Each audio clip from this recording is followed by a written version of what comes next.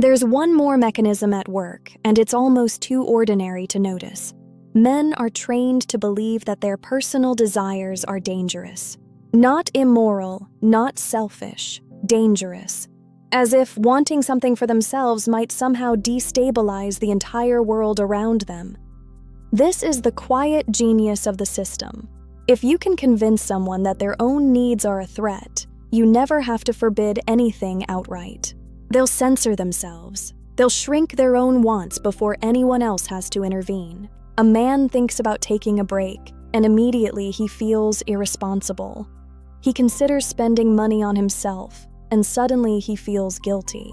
He imagines pursuing something purely for pleasure, and he talks himself out of it before anyone else even knows. It's not that someone tells him don't, it's that he's been conditioned to believe that don't is the responsible choice. Once a man internalizes the idea that his desires are dangerous, he becomes incredibly easy to manage. He'll volunteer for the harder path every time. He'll choose duty over joy, obligation over rest, sacrifice over satisfaction, and he'll do it with a sense of pride.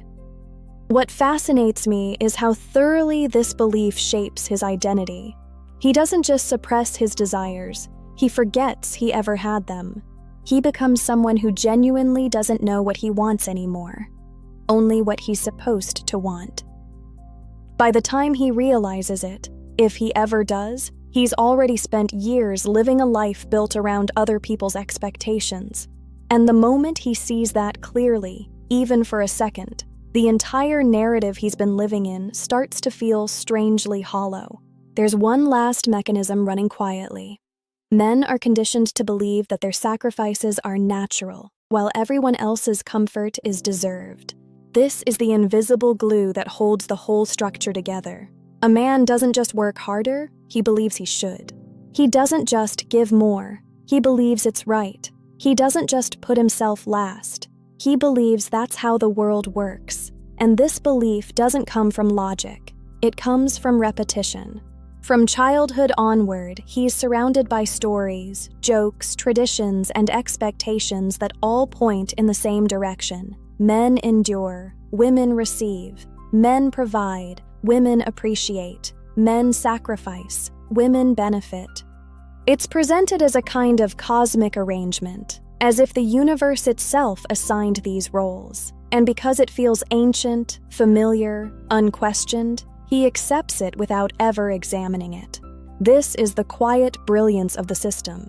The man doesn't see his sacrifices as imposed. He sees them as inevitable. He doesn't ask, "Why am I the one doing all this?" He asks, "Am I doing enough?" And that's the final twist. The system doesn't just rely on pride, competition, or guilt.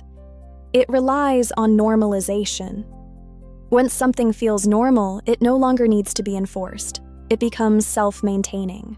A man who believes his exhaustion is natural will never rebel against it.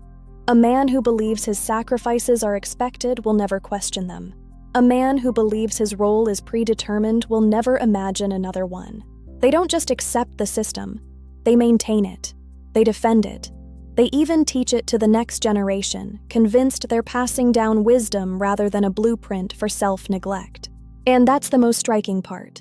The system doesn't need constant reinforcement from the outside, because men internalize it so deeply that they enforce it on themselves. A man who believes sacrifice is noble, guilt is natural, and duty is destiny becomes his own overseer. He keeps himself in line. He keeps himself exhausted. He keeps himself predictable, and that's the quiet tragedy and the quiet genius of the whole arrangement. Because the moment he realizes that natural was just another word for trained, the entire structure begins to crumble. He starts to see alternatives. He starts to imagine choices. He starts to recognize that the life he thought was inevitable was actually constructed.